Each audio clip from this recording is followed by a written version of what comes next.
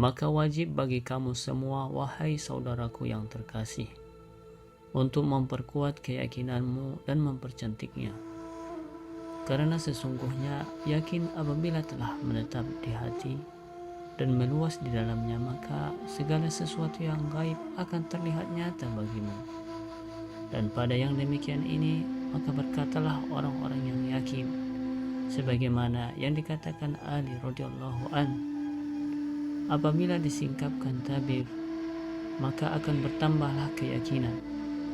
Dan yakin sesungguhnya adalah ibarat dari kekuatan iman yang meresap ke dalam jiwa, yang menghilangkan segala keraguan-raguan, sehingga di dalam hati sama sekali bersih dari keadaan ragu-ragu dan cemas. Dan setan tidak akan mampu mendekat kepada mereka yang hatinya dipenuhi dengan yakin. Bahkan mereka akan lari terbirit-birit mencari keselamatan.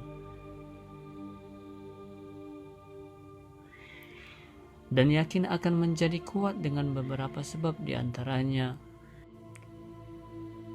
yang pertama, hendaklah hamba Allah mencurahkan segala perhatiannya dan hatinya, dan memperhatikan dengan telinganya untuk mendengarkan ayat dan hadis yang menunjukkan kebesaran Allah Azza wa Jalla, dan kesempurnaannya dan keagungannya dan kekuasaannya dan kesendiriannya dengan mengatur urusan semua makhluk dan kekuasaannya, serta memperhatikan akan kebenaran para Rasul alaihissalam dan kesempurnaan mereka, dan terhadap apa-apa yang menguatkan risalah mereka dari beberapa mukjizat.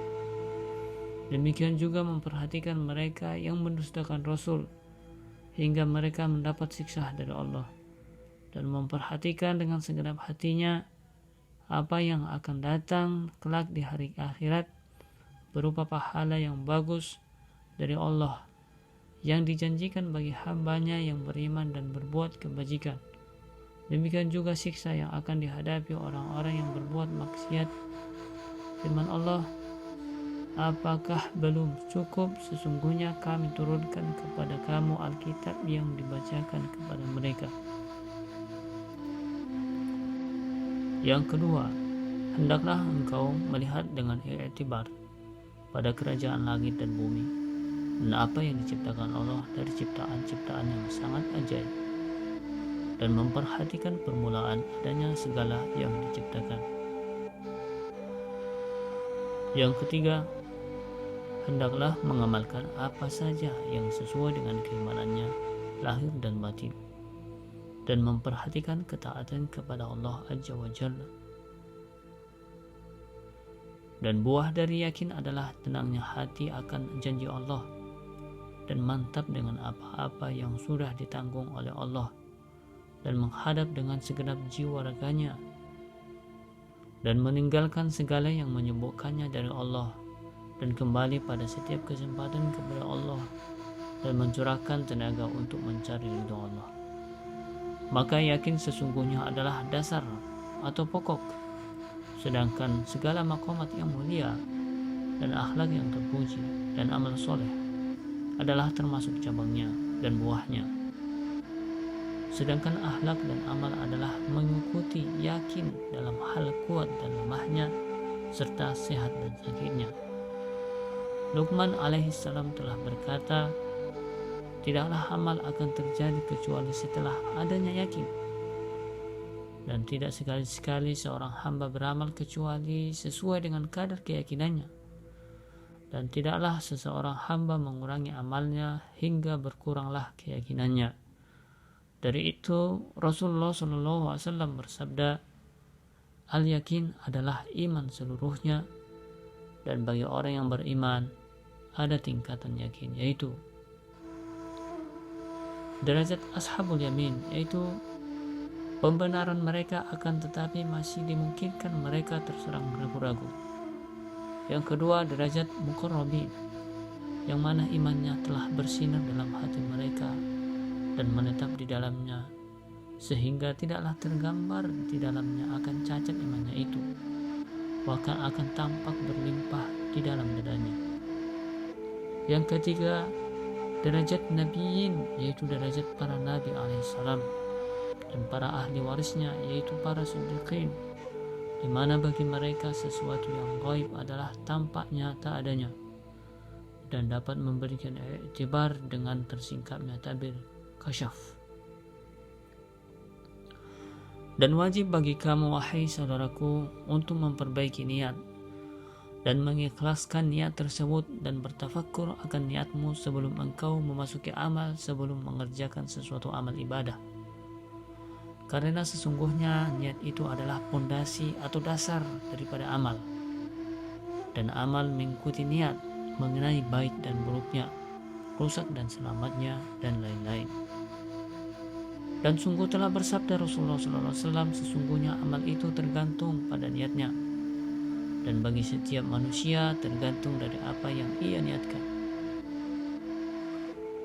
Dan wajib juga bagi kamu semua untuk tidak mengucapkan suatu perkataan atau tidak mengamalkan suatu amal perbuatan atau berkehendak mengerjakan sesuatu apapun kecuali niatmu dalam hal itu semua adalah untuk mendekatkan diri kepada Allah dan mencari pahala yang baik di sisinya. Dan ketahuilah sesungguhnya tidak akan dapat terjadi pendekatan diri kepada Allah Ta'ala kecuali dengan apa yang telah disyariatkan oleh Allah melalui lisan Rasulnya dari beberapa perbuatan fardu dan sunnah. Maka mencarilah perbuatan yang mubah, akan tetapi karena niatnya baik, maka perbuatan itu menjadi sebab mendekatkan diri kepada Allah. Seperti orang yang ketika makan ia berniat untuk mendapatkan kekuatan dalam menjalankan taat kepada Allah Ta'ala. Demikian juga orang yang mencari harta dunia dengan niat agar dia tidak merepotkan orang lain dan menyedekahkannya kepada orang yang membutuhkan dari orang-orang yang miskin, atau untuk mempererat silaturahmi dengan hartanya itu. Apabila ia tidak melaksanakannya apa yang ia niatkan ketika dia mampu, maka niat yang demikian itu bukanlah termasuk niat yang benar.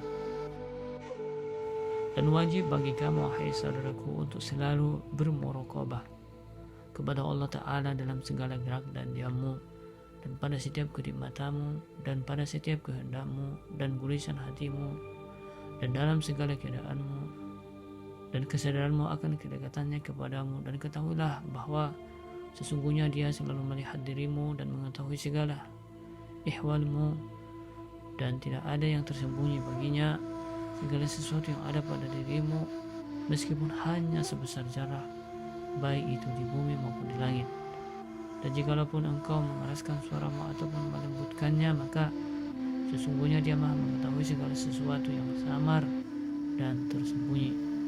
Dan dia selalu bersamamu di mana saja kamu berada dengan ilmunya dan perbuatannya.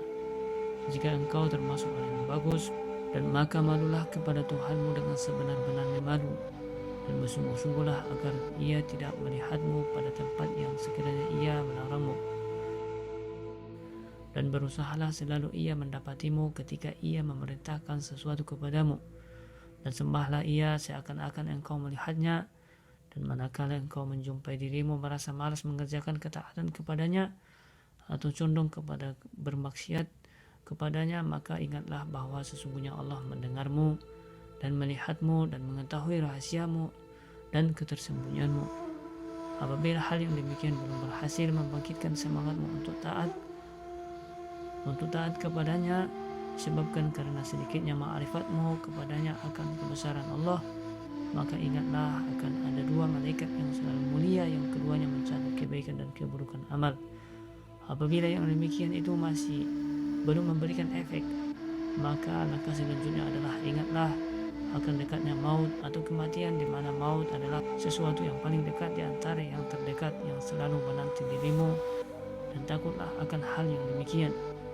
Apabila pentakutan yang demikian itu belum juga berhasil menggerakkan dirimu untuk taat kepada Allah, maka peringatkanlah dirimu dengan janji-janji Allah yang akan diberikan kepada orang-orang yang taat kepadanya dari beberapa pahala yang besar. Dan ingatlah juga akan janjinya yang disediakan bagi orang-orang yang durhaka kepadanya dari beberapa azab yang sangat menyakitkan. Dan katakanlah kepada dia, nafsumu, wahai nafsu, tidak ada sesuatu setelah kehidupan dunia kecuali surga atau neraka. Maka pilihlah untuk dirimu sendiri. Jika engkau menginginkan taat, maka akibatnya akan keselamatan dan keridhaan dari Allah dan abadi dalam kenikmatan surga dan memandang kepada wajah Tuhanmu yang maha mulia. Dan jika engkau menginginkan yang lain, maka bermaksiatlah kepada Allah, maka akhir yang akan engkau dapatkan adalah kehinaan dan kemarahan dari Tuhanmu dan tinggal abadi di dalam neraka. Jika yang demikian ini telah engkau lakukan, maka akan hilanglah keinginan nafsumu untuk berdiam diri tidak melakukan taat kepada Tuhannya. Maka sesungguhnya yang demikian ini merupakan obat yang sangat bermanfaat bagi hati yang mengalami sakit.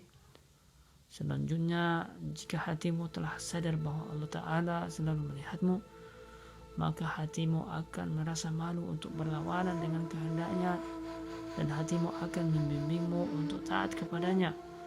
Dan yang demikian ini hatimu telah mulai bermuraqabah kepadanya.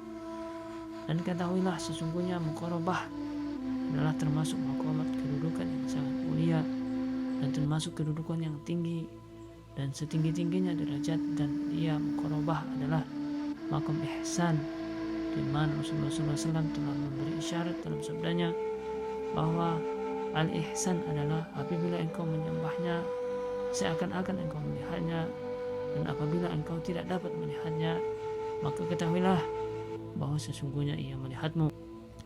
Dan setiap hamba yang beriman akan yakin dan percaya bahwa bagi Allah tidak ada sesuatu pun yang tersembunyi baik di langit maupun di bumi, dan mereka mengetahui bahwa Allah selalu menyertainya di mana saja, dan tidak akan tersembunyi bagi Allah dari segala gerak dan diamnya seorang hamba.